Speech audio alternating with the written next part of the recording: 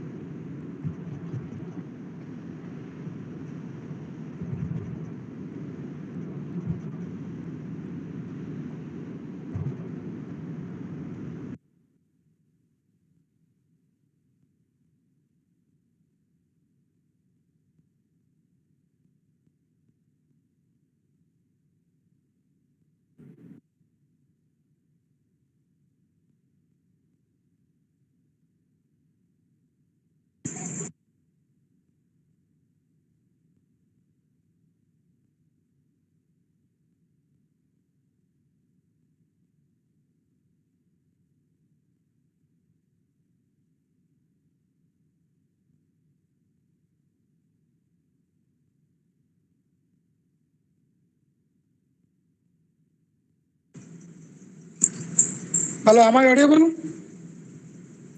Yes, sir. Good afternoon, everybody. Good afternoon, sir.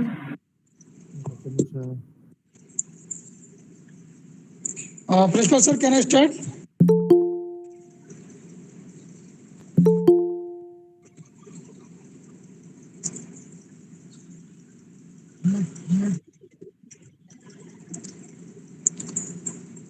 Principal sir.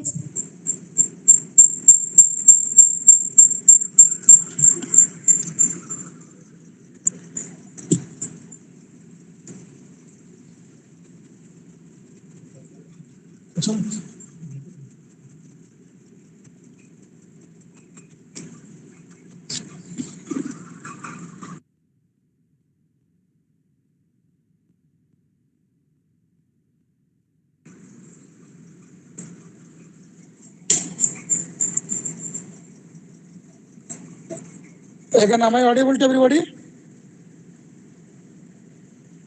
Yes, sir, audible. Yes, sir. Okay, let's start. Respected principal sir, thank you very much for giving me the opportunity to present on constitutions. I also extend my hearty regards to all the HODs for helping me to excel in my career in this platform. And good afternoon to all the students. Good afternoon to all the students. So today we'll start a topic Constitution of India. We know that India has a long constitutions, long written constitutions. So before we start what constitution is, I would like to give an insight what is the situations or what are the things that compel us to make a constitutions. Because we all know that Britishers used to rule us before 1947. So when they decide to leave this country and hand over the power to the people of India, they have played a game. The game is that they divide this country. They divide this country between India and Pakistan, we all know. But if you look carefully, it is not exactly between India and Pakistan's a two division. In fact, it's a three division. We can include Bangladesh, East Pakistan, West Pakistan at that time. So such a large country have been divided in three parts: present Bangladesh, India, and Pakistan. And they also said all the princely states they can either join India or Pakistan. So they made a situation of anarchy. Every person has its own interest. All the princely states have their own interest. So many of them may like to have their own country. So that is the situations. Economically, we at the times we become too weak. At the advent of East India Company, India was considered one of the rich country in the world. But when Britishers left, we again come in the ladder of poor country. There are a lot of fragmentation in the society. Tribals are dominating. And we have numbers of religions like Hindu, Muslims, Jain, Buddhist, Sikhism. The number of religion are there. The situation compelled us to have a constitutions that will keep binding all the fragmentations. So it is not an easy task before the Constituent Assembly to form constitutions. They have to carefully planning that every aspects can be catered in such a fashion that we can have a strong union or a strong country. That's why this compelled us to need a constitutions. We know that British do not have any written constitutions, and we are ruled by the Britishers. So if we follow the British principles, it may not be feasible on our part to regulate all these things. That regulation needs a framework that has to be carefully written and carefully catered all the segments so that we can have a strong constitution which will govern us. It is a legal document. Constitution is a legal document, but it's not a book. It is written in such a fashion that how will be our framework but in which way we will govern ourselves. Every aspects, right from citizenships, fundamental rights, fundamental duties, powers of the state, powers of the union, local authority, local bodies, election commission, so on and so forth. So everything has written in detail in our constitutions. So a definition has been given in my slides summarizing all these things, that a constitution is a document having special legal sanctity that lays down the legal framework of the country, along with the principal functions of the organs of the government. All the organs of the government, we know that legislature, executive, judiciary are the three main organs of our government. So how we legislate ourselves, what will the executive's power, and how our judicial functions, apart from all these things, has to be catered. Further, to set asset the principal guidelines for operation of those organs of the government. So this is, you can say, a simple definition what constitution is.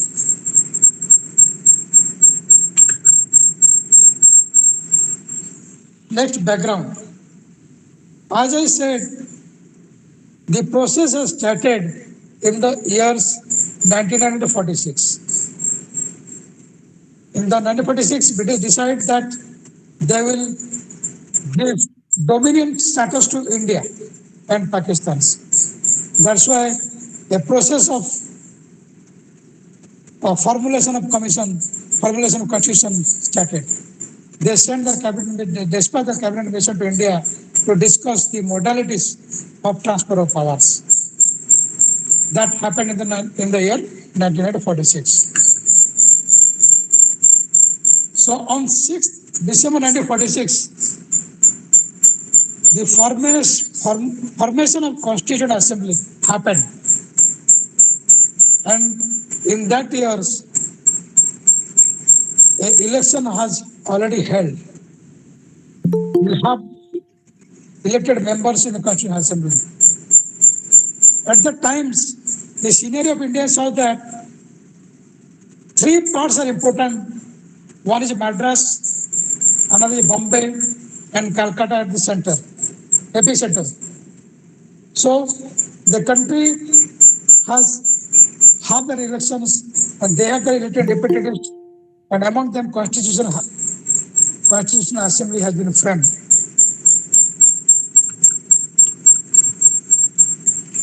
On 9th December, first meeting was held at the Constitution Hall. The Constitution Hall is the same hall that is today Parliament Hall. The same Parliament hall was called as Constitution Hall at the time. And the first person to address in that Constitution Hall was J.B. Kripalani. And in this first meeting, Dr. Sachidananda Sinha became the temporary president.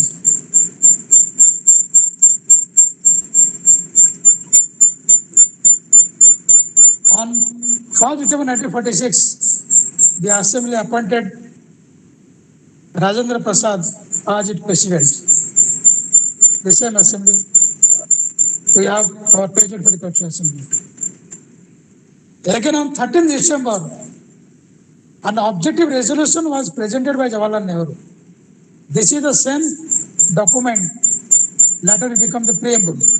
Of course, content have some modification, do have some modifications. And that preamble or that objective resolution we have taken from United States of America. United States of America is the first country who has given a written constitution to the world. And the preamble also is their brainchild. Lot of other countries have incorporated preamble in their constitutions. The credit goes to United States of America. And we also done that. We, the people of India, that is the first line, again incorporated the same from America. They have written, we the people of America, and we have written, we the people of India. The preamble is the incorporated, that our objective resolution, what will the objective of our constitution has been framed on 13th December 1946. And before independence on 22 July 1947, our national flag got adopted by the Constituent Assembly. And on 15 November 1947, we all know that India achieved independence. Not only India, Pakistan also achieved their independence. But they have not given complete independence. They have given us a dominion status. So India split into dominion of India and the dominion of Pakistan on 15th August. Because at the times our constitution has not been framed, and we the people of India, though got dominion status, is not fully independent, all I can say. The next important date is 29 August 1947. Now, the drafting committee chairman was appointed by Dr. B.R. Ambedkar. We all know that B.R. Ambedkar means constitutions. We all know the statesmanship or the knowledge of Dr. B.R. Ambedkar, who is the drafting committee chairman. He is appointed on 29th August 1947. From 29th August 1947 to 26th November 1949, the constitutions start framing. Lot of debate, deliberations was there in the constitution. Each articles, each columns, each schedules has been discussed, debated, then incorporated in the constitutions. So 29th August, November, we used to celebrate as Constitution. Now the Constitution of India is adopted by the Assembly, not the Parliament of India. The Constitutional Assembly is passed by the Constituent Assembly. The next important date was 24th January 1950. This is the last meeting held in the Constituent Assembly. Though it has already adopted, but the document has not signed. On 24th January 1950, the Constitutional Assembly meeting, last meeting, which is the 11th session, everybody signed their constitutions and it is accepted. And at the time of 24th January 1950, we have 395 articles, 8 schedules, and 22 parts. As I have already mentioned that every article of the Constitution have already debated by the Constitutional Assembly before incorporated in the constitutions, and there is a unanimous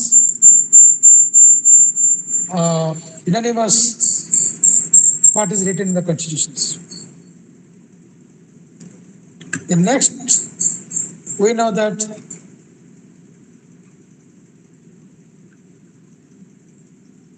the constitutions was originally written in Hindi and English. This is one of the important things that we should all know, that we have made 2 copies. One is Hindi, another is English. The original copies of the Indian Constitution were written in Hindi and English. And each member of the Constitutional Assembly that drafted the Constitution signed 2 copies of the Constitutions. One in Hindi, another in English. Because we have 2 constitutions differently written. And another interesting fact is that Constitution was not typed or printed. It is handwritten. It is written by Prem Bihari Narayan Rajada. So this name we should also remember, that the Constitution of India is a handwritten one, and it is written by Prem Bihari Narayan Rajada. You can see the constitutions, Dr. Rajendra Prasad, Dr. B.R. Ambedkar, they are seeing the constitutions in my slides. This is the actual constitution that is still kept in the Library Hall of Indian Parliament. In a glass frames, it is still kept. And we all know that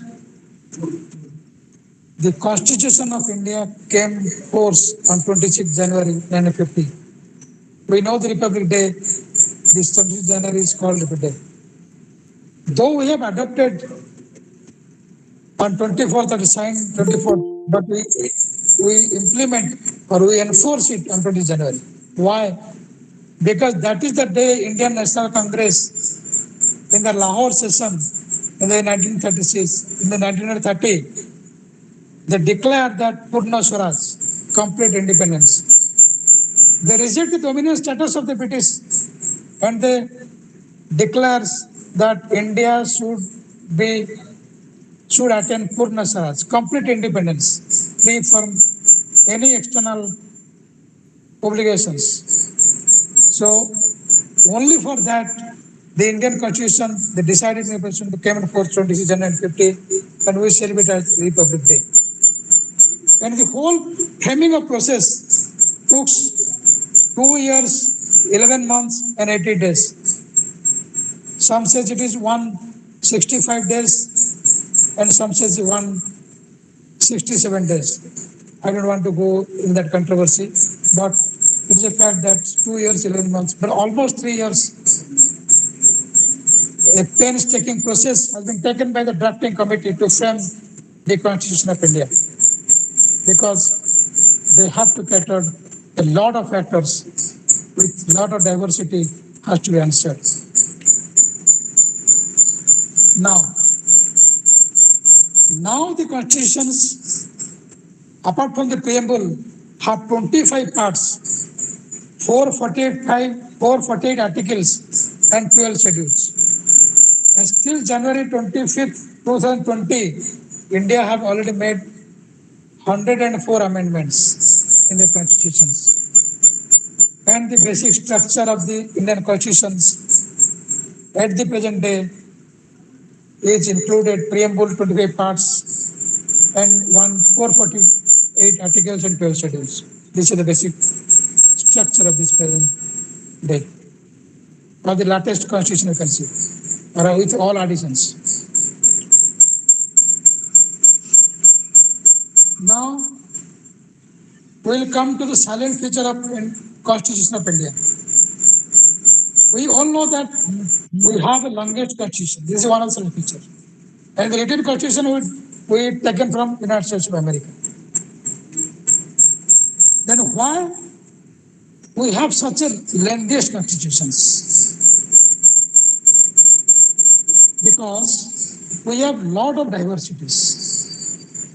And we do not have a different constitution for the state and for the unions, as in case of United States of America. In United States of America, all the states have its own constitutions and the center have its own constitutions. But we have only one constitution. Each province are regulated by a single constitution. So it incorporates every litigities, every rules in which we will going to govern. Any new laws can be formulated, but that should be under the preview of our constitutions. Nobody can exceed. I can give example that in our college, we have our own rules and regulations. In library, you may find that there is a rule regulation is written in the library. In our admission process, we have our own rules and regulations. In our academics, in our examinations, everything is framed with a particular rules and regulations. It can be written or can be unwritten. It's not necessary that every rules and regulations should be written. There can be procedures. Suppose the admission process do not have a written framework, or we have not written any components, but admission going on in such a fashion, because with the due procedure times, we have framed, and accordingly, admission is going on. The same way in a country, they do have a framework to have rules and regulations that the country will govern. And you will be happy to know that Indian Constitution is considered as the best constitution in the world. That means the 3 years painstaking experience by the Constitutional Assembly, the framing the constitutions have yielded its result. And still now, we have given to the world one of the best constitutions, and the credit goes to the framing, the persons who drafted the constitutions. And we have the longest constitutions giving all the details. Now, the makers of the constitution make it a parliamentary democracy. What is parliamentary democracy? We know that we have an upper house and a lower house.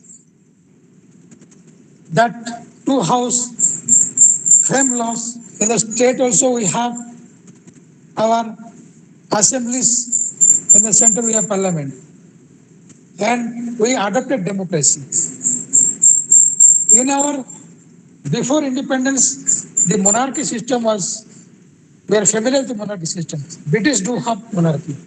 But what do you mean by democracy? Because demo means people. Means the real power lies in the hand of people, and that's why we adopt the democracy. All I can say that how the real power is there in the hands of people. We know that we, in 5 years, we used to vote our elected representatives and they govern us. We can say that once we give our franchise, adult suffrage means 18, whoever 18, above 18 years have right to vote. That means parliamentary democracy is formed because of its adult suffrage. But once we have given the power to our elected representatives, they will govern us in a parliamentary systems. During parliamentary democracy, we know that people have its supreme power and it has been taken from UK. But in UK, all these laws can be passed in simple majority.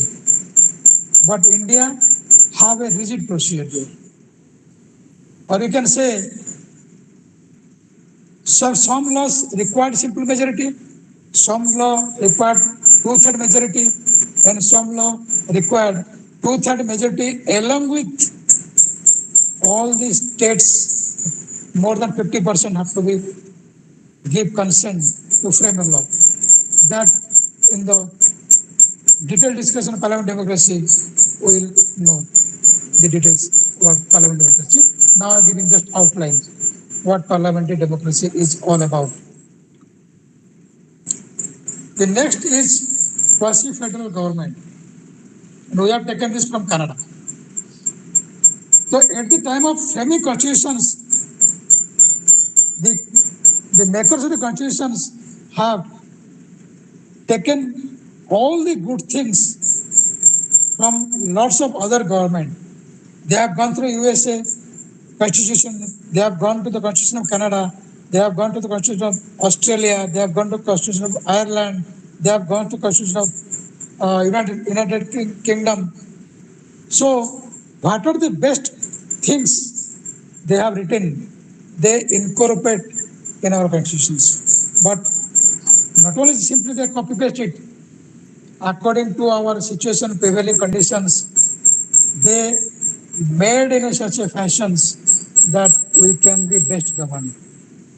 We know that in the United States of America, the federal government is quite rigid one. Why? Because each province have its own constitutions, the United States have its own constitutions.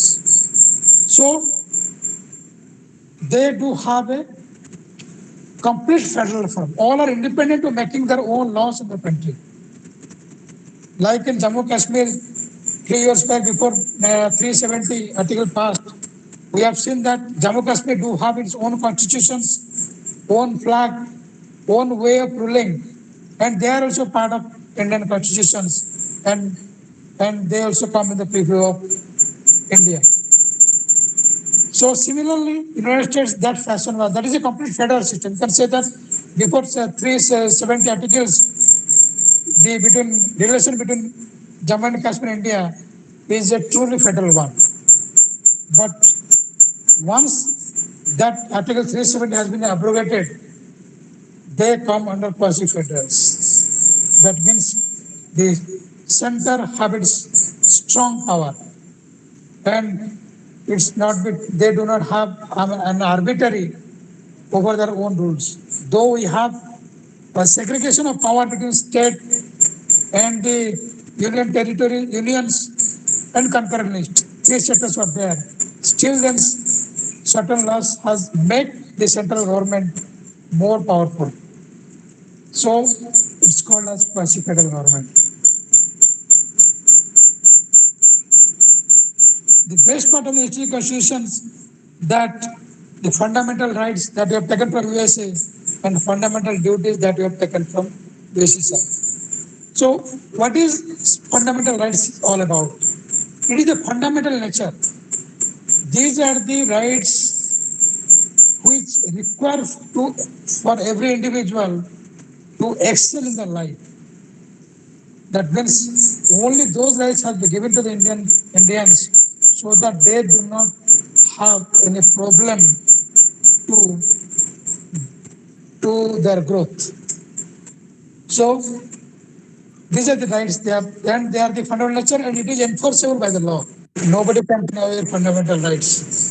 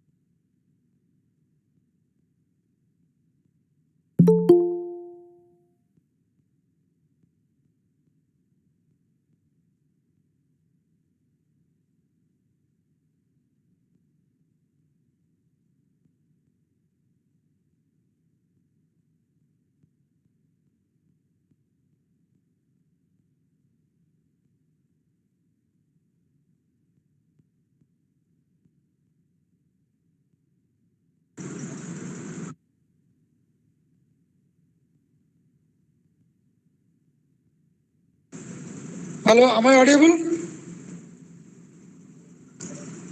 Hello. Yes, sir. Am I audible? Yes, sir. Yes, sir. Okay.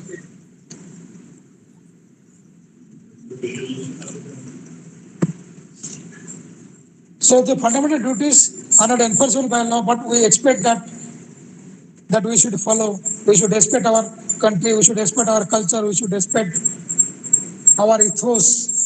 So we in the class of fundamental duties, fundamental rights, will go in details. What are the rights are there, and what is the remedies of fundamental rights in the violation of the right? What is the remedies will be there in the fundamental right class? We can go in details. The next, life.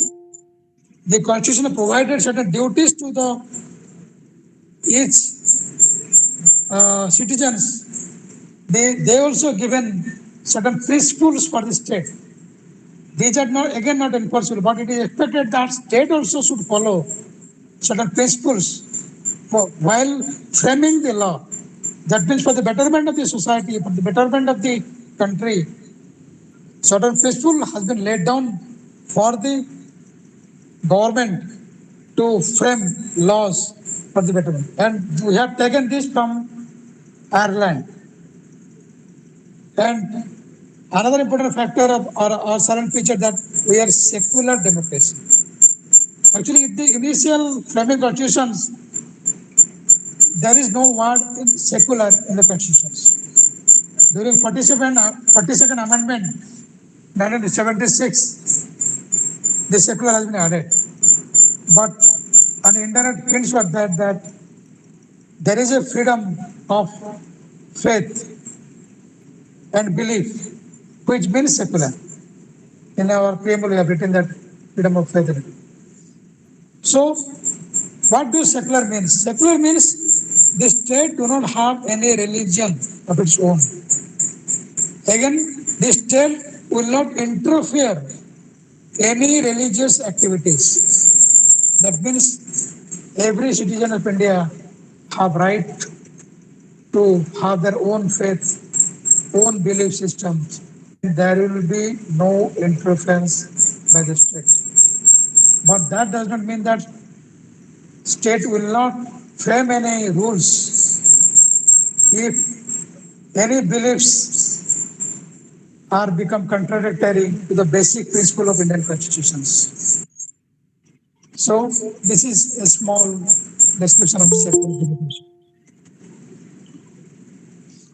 The most important factors is the independent judiciary, and we have taken from USA. Independent judiciary means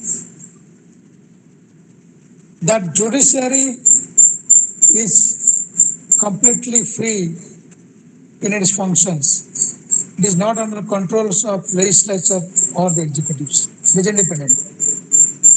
So why India needs an independent judiciary? Why the makers of Indian Constitution felt to have an independent judiciary? You can see that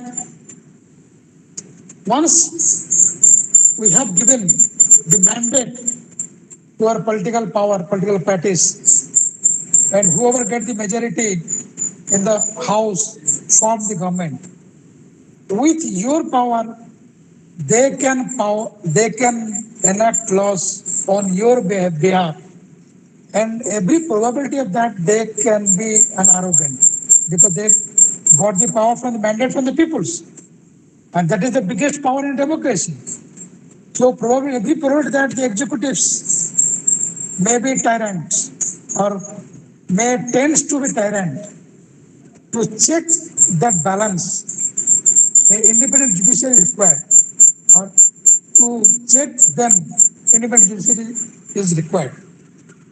I will give an example. In recent pandemic, you might have heard that the vaccine rate varies from state to state. So we become confused because in Delhi we have one rate, in Mumbai one rate, in government hospital one rate, private hospital one rate, and private hospital they free. So all these things make a hit the headline during pandemic. Are you aware of it or not? Hello? Am I audible? Am I audible? Yes, sir, you are. Are you aware of it? That the variation of rate that has been seen in the during pandemic, so far as vaccine is concerned.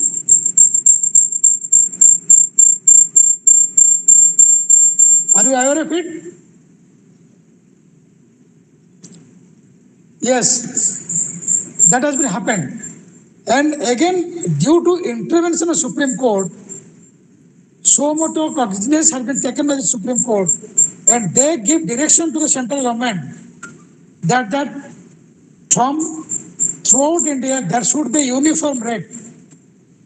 Either you give free or for a private hospital you fix a rate that should be the same throughout India.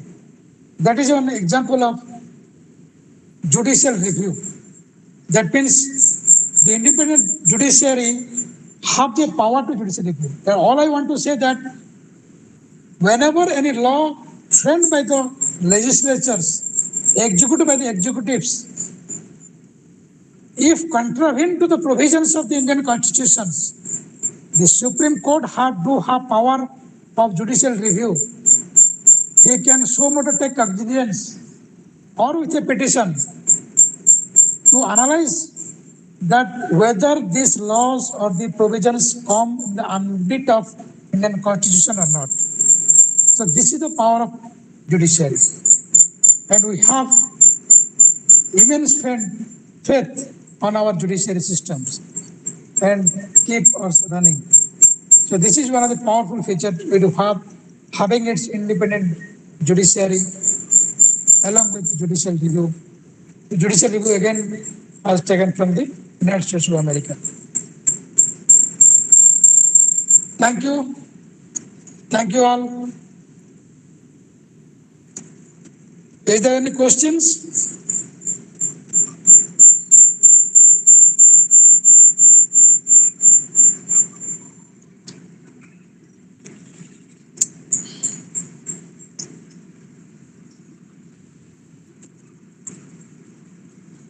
Thank you. So this is all about the features of Indian constitutions. Am I audible to all? Yes, sir.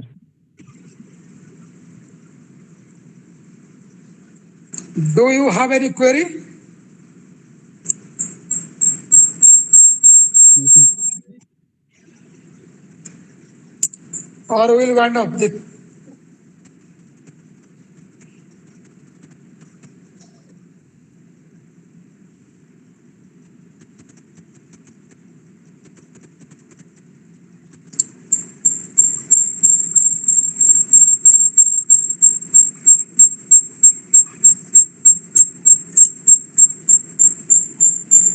Thank you.